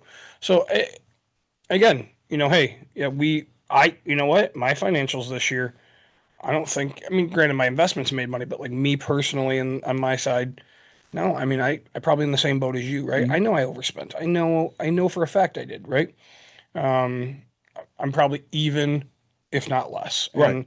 And that's not a good thing. You want to see growth and you want to but I've also set up numerous investments to where they're going to continue to grow and things like that. So, I mean, we're still doing the right things we're supposed to do to continue to live the life we want to live. Yep. And hopefully still have money for retirement. Oh yeah. I mean, as much as Andrew hates the fact that I'm eating, right? What made me happy? I was on my way here and I spent $4 and 24 cents, and I got a Subway protein power pouch, right? 360 calories. I like to go out to eat. It made me happy. I kind of half bitched. I'm going to tell you, I'm on a diet. I ate out twice today. Mm-hmm. I left. I thought my closing was at 11. It happened to be 11:30. I was hungry at like 10:30, 10:45 this morning. So Jersey Mike's was open. I was like, man, they got a salad. I'm going to go in there. I'm going to get a salad. I tipped because I asked you, so I tipped her because the kid was cool. I was like, hey, how do your salads work? And he walked me through and he chopped up and he put extra cherry pepper relish on it. And I was like, so I gave him a little, but it was $13. $13 for a fucking salad. Yeah. I could have just drove my happy ass back home, got my. Could have got $1 McChicken. Nah, I'm healthy. I'm trying to be. No, what I'm saying though is you could have got $1 McChicken. Yep, but I'm not I'm complaining because it's $13 for a salad, but also I didn't have to make it. I didn't have to do anything. I just got to eat the damn salad. I $4 for Subway. My wife's gonna make me a steak when I get home because that's our celebration. So it's Sunday before I left here. I sent Dawn a text because she was with a customer at the time. I'm like, I'll give you an option. We can go out to dinner, or I can take you down to the Oasis and you can go swimming. Yeah. And she goes, I could technically eat down there. I'm like, pick whatever the fuck you want. I don't give a shit. Right. And then, of course, her answer was, well, do I need to drive because, you tend to drink too much? Yeah. And I went, no, I'm not drinking. Oh, the Oasis swimming pool. The swimming pool, yeah. So we ended up down there. She bought a drink. I mean, it cost me $16. Yep. She bought a drink. We hung out in the pool for, I don't know, a couple hours just to recharge our body because we're sore. I mean, we put in a long weekend and we're old fucks. Right. I say, I get frustrated. I spend $9 on 3 cans of Red Bull. But I'll tell you what, that first crack of the Red Bull that just sends that smile on your face. Yeah. I did it the other day. And somebody goes, man, you just got happy when you took that sip. And I was like, I don't know what it is. Like, I do. I get happy. I'm like, this is good. So, again, there's things that make me happy. So, guys, we know we tangented quite a bit. We know that there's going to be haters. We welcome, just try to keep it constructive. Yeah, constructive criticism is great. Have an open conversation. I don't hide anything. That's not something I do. I'm an open book. Well, and you're not going to learn everything about us in a 1 or 2 minute clip on TikTok or YouTube. Right. You're just not. We do this for other reasons. I had somebody comment on one of Brooks going, I didn't learn anything. Right. You should go listen to the entire episode. You'll learn something. Yeah. But listening to Brooke talk for 45 seconds, you probably didn't learn anything. Right. You learned that she made some money. Right. Good job. So if you want to learn how she did it, go listen to the full thing. Yeah. I mean, that's why we do podcasting. Right. We cut up this shit so that, hopefully we can get you interested in listening to the full shit that we say. Yeah, we'll give you tidbits of information that you can learn, and now you have to go learn it. Yeah. So, as always, like, subscribe, share, tell your friends, tell your family. We appreciate you guys listening, joining. TikTok, thanks so much for being with us. We probably will be back next week. Yes. Nick's thinking yes. We will get a baseball episode scheduled for the first Saturday. We're free in March, most likely. I got to reach out to the Twins, see what they're doing, and reach out to Mike. I do have some fun baseball-related stuff we can do. I did not get to book a guest, but hopefully within the next year we'll have a guest on. Thanks for joining, everybody. If you got ideas for episodes, please hit us up. And again, if you want to talk about our advice, by all means, we're happy to have those conversations. If you want to tell us we're fat, fuck off. We'll see you guys later.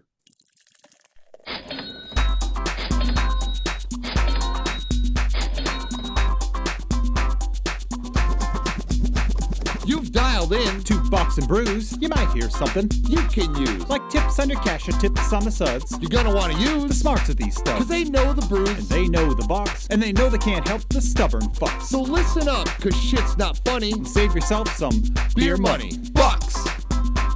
and brews. Bucks and Bucks and brews. Brews. Bucks and Brews.